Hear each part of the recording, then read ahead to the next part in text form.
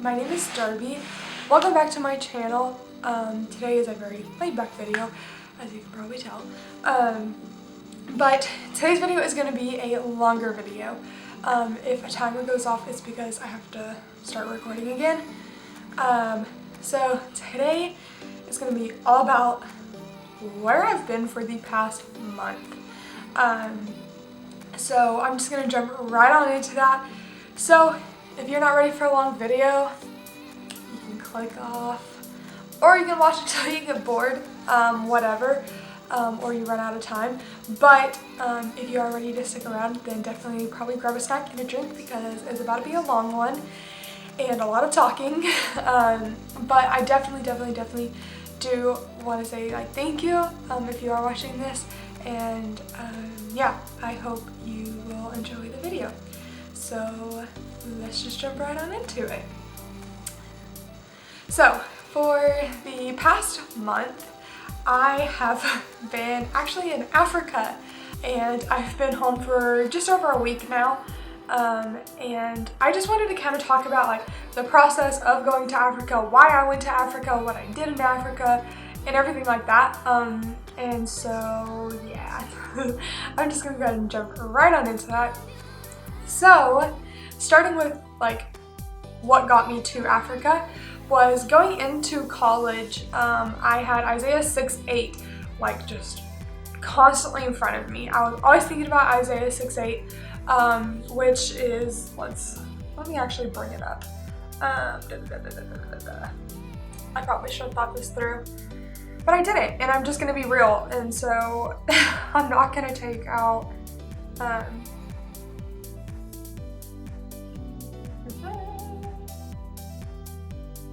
me not being prepared, because I'm not. So Isaiah 6:8 says, "Then I heard the Lord asking, whom should I send as a messenger to this people who will go for us?" And then it says, "I said, here I am, send me." So that has been a huge thing, especially for the past year. And honestly, even before that, that was a verse that I have loved. I've always liked the here I am, send me part of just kind of you're literally sitting before God and just going God, take it, everything that I have, and just put me where you want me. So that was a big thing through high school of I was I really don't like being in high school anymore, and I just wasn't having the best life in high school, and but I was okay, God, you're in control. And then looking into colleges, I was God, where is the best place for, wow, I don't think that was English. Where is the best place for me to go, and where will you get the most out of me? And then yeah, so with that, that verse was huge, and it means a lot to me, and it's very evident in my life, of just what God wants to use that verse for. So I always also tie it to missions, which is a lot of what it is tied to, is who's gonna go out to his people, and then we as disciples should be okay, God, here I am, so choose me, send me, use me, just use me for your story. And so I was okay, sure, let's do this thing. So going into college, I was still thinking about that. I was all right, God, where do you want me? What do you want me to do?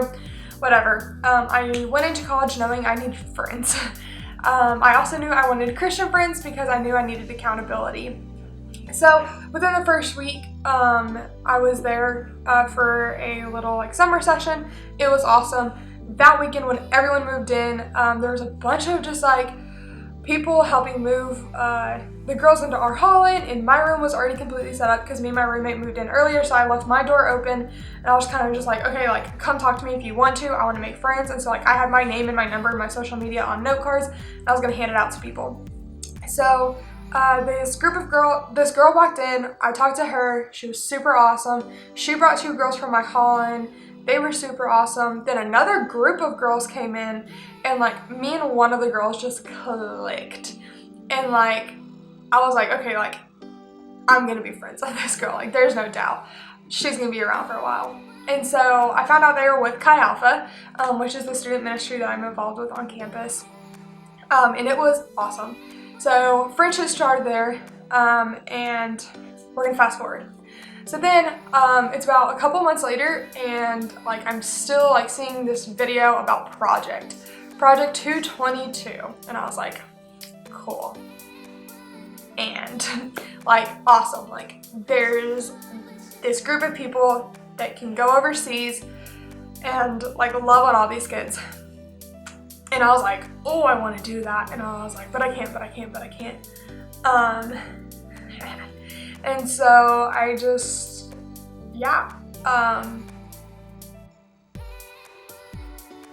so God kept like really breaking my heart for it. Why am I crying? Okay, God was like breaking my heart for it, and I was like, okay, like I want to go love on these kids, I want to go love on these people.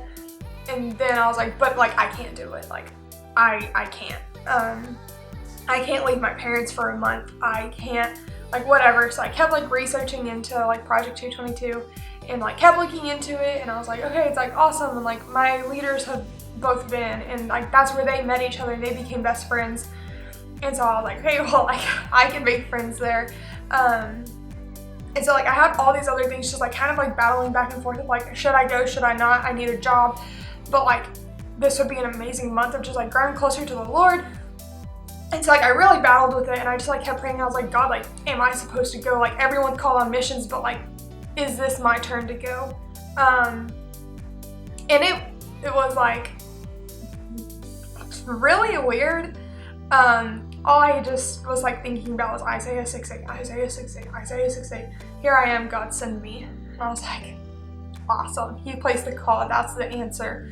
And so like, why am I not answering with the one thing that I've had in front of me for the past couple of years? Of like, I've always been like, God, like show me where you want me to go. And then he's like, you can go to Africa for a month. And I was like, oh, I'm supposed to say yes. And so I talked to my parents, and they were like, yeah, but we can't fully like financially support that. And I was like, I totally get that. That's why we do support raising. And so started the support raising process after I signed up, which took a lot. It was a lot of just like getting over pride of like asking people for money, because I was like, that is not something I do. And so it was something that like I had to become used to, and like it was something that like I wasn't just being like, oh, can I have money so I can go buy food? No, I was like asking for money to help send me to further the kingdom of God, and that was something I had to get through my own head. Sorry, I'm just making sure. Okay. And so basically I just like kept focusing on that, and I was like, okay, like God told me to do this, I'm gonna do this, I'm gonna fight for it. And so I kept fighting for it through prayer. And I ended up being fully supported, as far as I know, when I left. So May 29th at 2 a.m., so May 30th at 2 a.m., I was in a parking lot with a group of kids,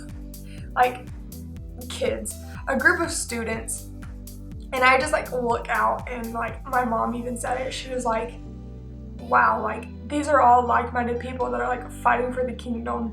And like it made me really like realize like how good of a community I found in Chi Alpha.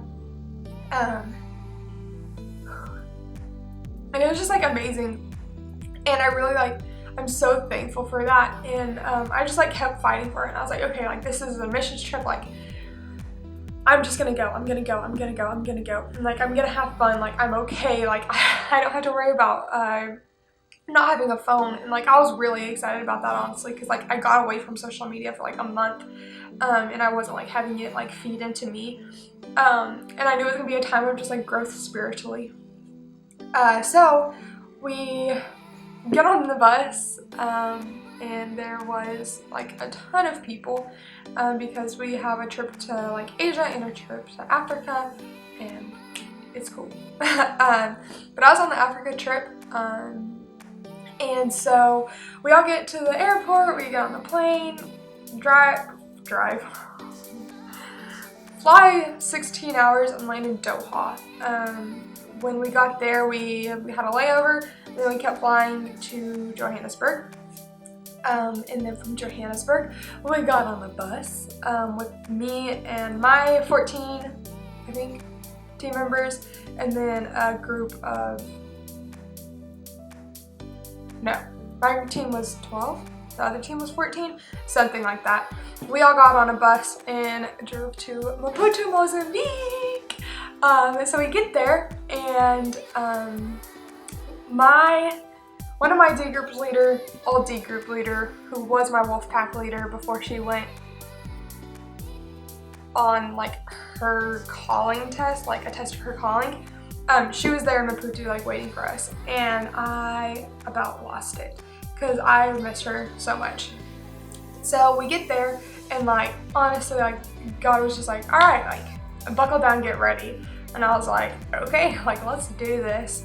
And so we got there, and it was awesome. Like honestly, so happy. And then the team of 14 was about to leave, and that had my other like leader in it. And so she was leaving, and I was like, I'm about to start crying because yeah, she's leaving me. And so like I hugged her, and I was like about to start crying, and I was like, no, like I have like my old Wolfpack leader back, and that's the one that led my group. That, yeah, it's cool. So she was the one in Maputo, and so I was like, all right, like awesome. So I just like went and like was clinging onto her because I was like, Darby, don't cry, Darby, don't cry, Darby, don't cry, Darby, don't cry. And so it just like kept getting better and kept getting better, and we get to the house we're staying at. It was awesome. We were having so much fun. Like my group just like kept growing closer to each other, and I knew everyone on my team pretty much except for 2 people. I'd met everyone, but like 2 people I didn't really know that were guys, and then I knew 2 of the other girls, 3 of the other girls, but like we weren't like super close or anything. And then the rest of the girls were in my Wolfpack. And so I think those are the right numbers. Don't hold me to that. So we were all hanging out, and just like instantly got there, and like we started like just like growing together and like getting close. And so like forming like relationships and everything. And so it was really awesome. We met the people that we were working with there at Apalabra, which was freaking awesome. And I love everyone there. And so that was really cool. So then I kept going forth like with the mission trip. And I like really saw people struggling with things that I had struggled with prior to. And like I knew that they were struggling with it, and I was like fighting for them, and like my whole team was fighting for them and stuff, and like seeing that like just like the fight for it, and like God was like really just like pulling at me saying, be patient, like you took longer than this, be patient, you took long too, be patient, like you know what this feels like. And I was like, ugh. But I just want them to have freedom, like I want them to like walk away from this, because like it's something that like they don't need to hold on to anymore. And God was like, okay, but like chill. I was like, cool, thanks God. Like, I know, like I have to be patient with them, but I'm trying to fight for them. And he's like, there's fighting and there's like antagonizing. And I was like, oh, awesome, sounds great. And so I had to like kind of take a step back and like reevaluate how I was addressing things. And then we did this thing called prayer and action. So basically you sit down, you pray, you ask God to show you or speak to you, and then you go out and you find those things that the Lord spoke to you. So first time we did it, I was like nada. Like I didn't see a thing, I didn't hear a thing, like God didn't really say anything. Like I threw a couple things out there that I was like, oh, it could have been God, but it was probably me. So I didn't find anything, but I talked to this young woman in this like park, and it was one of the most insane things ever, because me and a girl just like looked at each other and were like, we need to go pray for her. And we went and prayed for her, and she was actually struggling with something that somebody from a different group had said they were supposed to be praying over. So we prayed over her, and then when we all like rejoined, we were all talking about like, oh, did you find your stuff that like the Lord spoke to you? And this girl goes, yeah, I found all my stuff except for somebody in a struggling relationship. And me and the girl in my group looked at each other and went, we prayed for that. Like we found a girl that like was struggling in her relationship, and so that was awesome. And just saying like the Lord, he was like, okay, like I'm trying to show you that like I'm gonna speak to you. And I was like, okay, like cool, but like everything I saw was still from like me. And so then we do it again, like a couple days later. And then that was when I was like, all right, like God, what you got for me? Because I don't know. And so he was like, all right, like I have this design, I'm showing it to you, go find this woman. And I was like, this is a big town. We are going to the market. Like, I'm not gonna find this. And I was like, all right, no, like Lord, like I trust you, I'm gonna find this. So we're walking around and I can't find it, can't find it, can't find it, can't find it. Like right as we're about to end, I just like looked at the people in my group and I was like, that's her. I was like, that's the skirt pattern that I saw with a couple on it. I was like, that's the design I saw, like I have to go pray for her. And so we went over there and we talked to her, and like there wasn't necessarily like a huge need that she had that like we were praying for or something like healing or anything, but it was like the exact design like that I saw. And so that was really like the Lord just going like, okay, even in the small things, just trust me that I'm gonna show you and I'm gonna lead you to where I want you. And I was like, and like I think part of it was also like, I'm teaching you patience through this, I'm teaching you trusting through this, I'm teaching you like honor through this, of like honoring like what the Lord has said and like trusting that he's gonna show up, and like being patient in the fact that like it was at the very end of it, and we were out there for like an hour, and like I didn't find this woman until the very end. And so it was like, okay, you know, like I spoke to you now, so like trust in that and keep fighting for that. And so I did. So then I'm gonna fast forward some more to another time we were praying and doing prayer in action, and I saw all these things. And like when my group went out there, we were in the market, and we were in one of the rougher markets. Like it's known for like a lot of like stolen goods, and like it's just kind of like Alright, sorry guys, so I ran out of room on that clip. But so we like sat there, and my group was like a little timid. The intern was like, all right, let's like stay in the more open part. So we did. We were walking around, and we started talking to this man, and he was like selling books and like all this, and it was like cool, and like we got to pray for him. And then our intern that was with us was like, hey, like this guy was watching, like let's go talk to him. So we went down there and we started talking to him, and he started asking questions, and we were like, cool, like keep in mind, they're speaking in Portuguese, we can't understand them. So we have, of course, like our intern's a translator. And so, I'm like shaking. So he's like asking us, he was like, all right, do you think like, one, everyone came from Adam and Eve? And we were like, freak, like, yeah. And so then it was like, all right, like, why is like Mozambique different than the United States and like in this way spiritually? And we were like we had to like seriously like fight through it biblically, and like it really like kept pulling up to me of like, wow, like you need to know more scripture to just like go, oh, in da-da-da it says da-da-da-da-da, which can help prove this, like in tying it all back to like what the Lord has taught us and stuff. And so me and the other girl I was with, she was like, okay, like bouncing the ideas off of each other while they were speaking Portuguese. We were both sitting there like, da-da-da-da-da, what do you think about this? Okay, and then how would you answer this? And then da-da-da. And so like we were having to like think through it, and like it made us truly think of like what we believe. And so we gotta just like keep talking to this man, and we do not believe he was a believer because of the type of questions he was asking, yeah, the type of questions he was asking kind of made it seem like he wasn't potentially a believer. And so I was like sitting there and I was like, okay, like this is intense, God, like you gotta help me out here. And he was like, look at his shirt, and I was like, cool.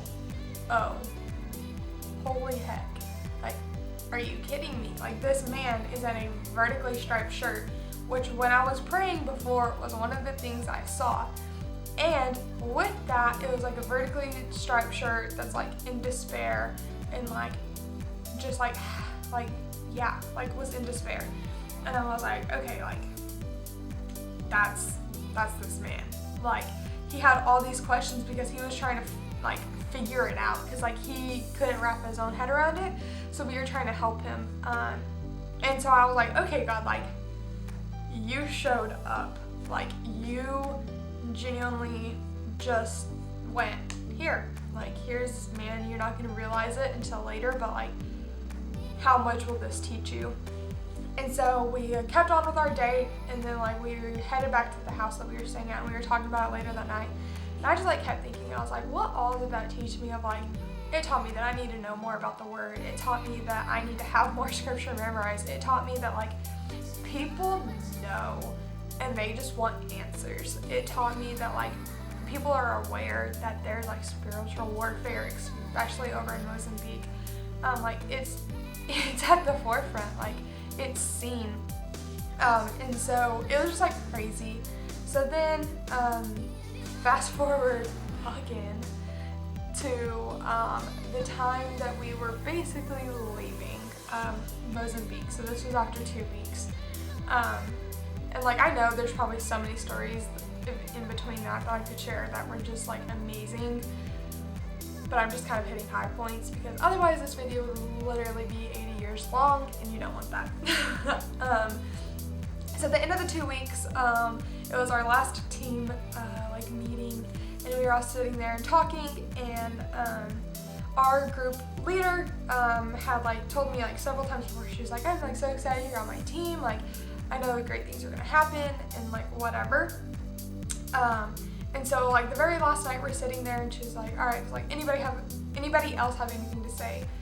And I was just sitting there, and like this whole time that we were in this meeting, like I just like felt this like heaviness of like, say it, say what you're thinking, and like it's not your thought. And I was like, what? Like, it's not my thought. And he was like, yeah, I'm telling you what to say, so say it.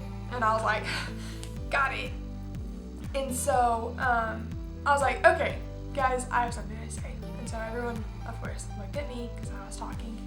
And I was like, all right, like I know like people struggle with like not feeling like they're like 100% part of this team, or that they have a place in this team. Like, it was something I struggled with. I was like, okay, like what am I like putting into this team and stuff. And we were about to go meet up with another team that would like make the entire team 44 instead of 12. And so I was like, all right, like here's the basics of it. Like, we've struggled with this. People on our team have struggled with this. Like, but just know, like, you have a place on this team for a reason. You were put in this team for a reason. Like, God put you here to help like somebody on this team, and like somebody else and somebody else, and you put this into this team, and like how you think is helping the team in this way, or like what you're saying is helping the team in this way. And I was like, but we're about to join a group and become 44, and so like know that like in that 44 you have a place and you have a point and you have a perspective that like somebody else is needing, or somebody else doesn't have, that like you're bringing to light, or somebody else needs help in. And like I was like, you have a place in that as well. And like my leader just looked at me and goes, okay. She goes, there it is. And I was like, what the heck? And so later she explained it to me, and like she just felt that like the Lord was saying that like I'd have such a confidence in like what God was teaching me, and to like speak it, and to like be a great leader. Little did she know that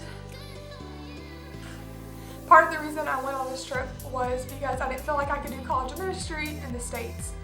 In Maputo, that's all we were doing, was like a bunch of college ministry, and I loved it. I could talk to people, and I was connecting with people, and I was like trying to make friends on this campus, and it was so fun. Like, I loved it. I loved hearing them talk and like everything. And like when she said that, I was like, freak, like I am a leader, like I can be a leader, I'm worthy of being a leader, like I can do it. And so wow, yeah. And so when she told me that, it just kind of like reminded me that like God was like reaffirming that in myself, of like one, you are a leader and you're going to be a strong leader, but also you're going to be confident in that. And like, you're going to have so much potential, like when you're back in the States, even of just like being a leader and stepping up. So that was crazy. So then we all meet up in like South Africa. We were in Rudolph, where we work with a bunch of kids. And so many things happened there. And so I'm going to share a story that happened to all of us, but it directly happened to one of the guys on our team. Okay, sorry. Yeah. But the story was that one night we were about to go worship out in this apartment complex. And it was already kind of sprinkling. It was supposed to like full on pour. And we were like, all right, like our leaders were like, all right, let's just go. If we have to start running back in the rain, we'll run back in the rain. And we were like, okay, cool. So it was cold and it was raining. Because it's winter in Africa, by the way, if you didn't know. Because I honestly didn't until I knew. So we were out there and we were like worshiping, and like we like sang a song and it was worship. Sang another song and it was like worship. And I think it was like the second or third song that like the atmosphere just like whoop, changed. Like changed. It was like pumped up worship, like such genuine worship, which is like calling out to God. It was crazy. And it was amazing.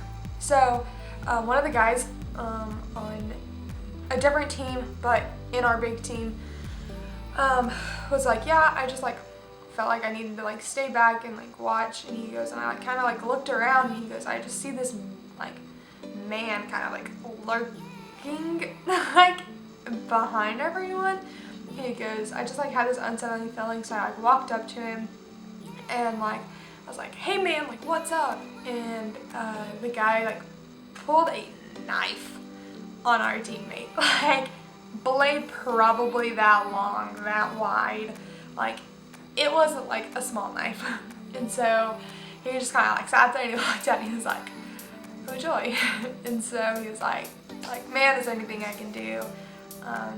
And this guy he's talking to just starts bawling and hands the knife over to our teammate. Like, what? Because the area we were in, that doesn't happen. So he hands the knife over, and okay, hold on. Let me reclaim the fact that like that doesn't happen there. We were not in like intimate danger at all. They wouldn't let us go out there if it was that dangerous. But when you say to like people outside of that area, oh, we were like in that apartment complex, like it's called the Flats. We were at the Flats, they're kind of like, what? Like you were there? Because like it's known for gang violence and stuff, like which has gotten a lot better since we've been going on mission trips there for the past 10 years. So yeah, so he pulled the knife on him, gave the knife over and started crying. He's like, man, like what's going on? He was like I want to give my life to Christ. And so he was like, hey, like to our leader, is like, hey, like will you come pray? Will you come pray? Will you come pray? But couldn't really hear him, so like we finally got our leader's attention. He went over there. He was like, y'all keep worshiping. So we all started worshiping again. And then we went back to the house and went to have team time, which is like the team meeting. And he shared this story. And like he showed us the knife, and we were all still kind of like, hey, like you kind of like want to pull away from the knife, even when it's like a good chunk away from you, because you're just like, oh, that's unsettling. Like it was genuinely unsettling. And so we were sitting there, and like he's telling the story, and he was like, yeah, like he said he wanted to receive Christ, and we were all like, yeah, like let's go, like freak yeah, like that is awesome. And then he told us that, like why the guy had the knife, and whew, girls, guys, I think everyone had chills. I know several of us girls like kind of like teared up, just because like what the Lord does. So this guy was on his way to go basically murder his drug dealer. He was gonna get his drugs and kill the man or woman. I don't know who it was. We're guessing it's a man. I'm just gonna put that there. I don't know. So was going to the drug deal. It was gonna be a drug deal gone bad. But he heard us worshiping. He heard the drums. He heard us singing. We were singing Let It Rain, which is a song. It's really good, so if you want to check out a good worship song, Let It Rain, real good. So we were singing that, and he heard it, and that's when he came up. And then he requested that song that night, and so we sang it again before we went back. But next morning we get up, and he shows up to the place we're staying. He starts helping out, and he stayed until really late that night. Next morning we get up and we go out, and he's there, and he helps all day. For the next 3 days, for the last 3 days we were there, this man was there every single morning, and he would stay until late at night helping us serve. He was so on fire for the Lord after that, and like how much like you saw the redemption of like his life was changed. And like it just makes me want to cry every time I talk about it, because like what worship can bring. Like we were just sitting there worshiping God, being faithful, and just like saying thank you God for the things you're doing, and like let your presence pour on this place, and like let your love, and like just like God like overcome. And this man literally gave his life and saved a life. Like that worship saved a life physically and saved a life eternally. And like that is crazy in itself. And like then this man comes and he serves for the next 3 days. And there's so much more to that story. One, I don't know all the details because I wasn't like in the immediate like contact with that man. But yeah, really awesome, really crazy. And so then after that week we went to Cape Town, South Africa, and we were partnering up with a church, and they are awesome. So shout out to Life Church in South Africa because they're amazing and I love everyone there. We were working with them. We had like a soccer day, and like we were working on these bounce houses, and let's just say that was intense. Also, I don't know what that noise was, but it's cute, whatever. So we're working on these bounce houses. They were crazy. Kids were shoving and hitting, and it was kind of not great. But, you know, the Lord loved these kids, and so we had to as well. Was still at the same time keeping people safe. And so we worked with that church with several things, but at night we stayed in a hotel, and we would go down to the bottom floor in like this restaurant that they had down there with permission, and we would have our team time. So all like 44 I think of us were down there, and we would have team time, we would talk, whatever. And one night we're all sitting there and worshiping, and it just keeps getting louder and louder and louder, and our leader said he knew we were getting a noise complaint that night, and we did.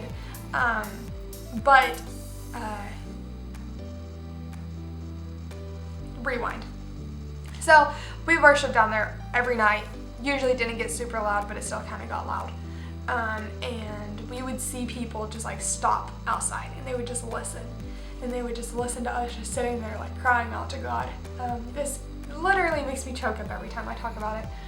So they would just like sit there, and they would just like listen to us worshiping, and then they would keep walking after a few minutes. And like, one, that's just evidence again of like what worship does. Like it makes people stop and stare, because like, why are these people just like sitting here for probably a solid hour just singing to like God, sitting there worshiping him, calling out to him? Like that's like, it makes people stop.